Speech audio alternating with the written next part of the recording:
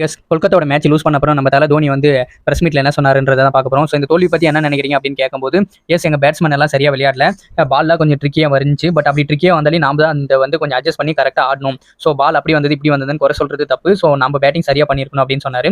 So அதுக்கப்புறம் இந்த batting order பத்தி நீங்க என்ன நினைக்கிறீங்க? மற்ற டீம் எல்லாம் பவர் பிளேல 80 ரன் 90 ரன் அடிக்கிறாங்களே, ஏன் உங்க டீம் அடிக்க மாட்டேங்குது அப்படின்னு கேட்டதுக்கு தோனி கொஞ்சம் கடுப்பாயிட்டாரு. ஸோ மற்ற டீம் மாதிரி எங்க டீம் வந்து பவர் பிளேல எல்லாம் பெரிய பெரிய ஷாட் ஆடுற டீம் கிடையாது. ஒரு நல்ல கிரிக்கெட்டிங் ஷாட் ஆடி ஒரு 5 4 10 4 அடிக்கிற அளவுக்கு தான் எங்க டீம் இருக்கும். ஸோ அதனால மற்ற டீமை பற்றி கம்பேர் பண்ணாதீங்க அப்படின்னு சொன்னாரு. ஸோ அந்த இடத்துல வந்து நம்மளுக்கு கொஞ்சம் சரியா படலை. பிகாஸ் இந்த ஜென்ரேஷனுக்கு ஏற்ற மாதிரி வந்து பிளேயர்ஸும் சரி, கிரிக்கெட் ஃபார்மேட்டையும் சரி, ஸோ கிரிக்கெட் ஆடுற விதத்தையும் மாற்றிட்டு போனால் தான் வந்து சர்வே பண்ண முடியும். ஸோ இவங்களுக்கு பழைய ஃபார்முலாலாம் ஒர்க் அவுட் ஆச்சு, இல்லைன்னு சொல்லலை. ஸோ இனி வரும் இந்த மாடர்ன் டே கிரிக்கெட்டுக்கு அந்த பழைய ஃபார்முலாலாம் ஒர்க் அவுட் ஆகாது தலை. ஸோ காலத்துக்கு ஏற்ற மாதிரி பிளேயர்ஸையும் மாற்றிட்டு, கிரிக்கெட் ஃபார்மேட்டையும் மாற்றிட்டு, நம்மளுடைய டைப் ஆஃப் கேமிங் சென்ஸையும் மாற்றிட்டு போனால் தான் இப்போ இருக்கிற ஐபிஎல் டீமுக்கு நம்ம டஃப் கொடுத்து ட்ராஃபி பக்கம் யோசிக்க முடியும். இன்னமும் அரிச்சமாகவே அரைக்கணும்னு சொல்லிட்டு பழைய பிளேயர்ஸே வச்சு நம்ம போயிட்டு இருந்தோம்னா கண்டிப்பாக சென்னை வந்து முன்னேறவே முன்னேறாது. So bye.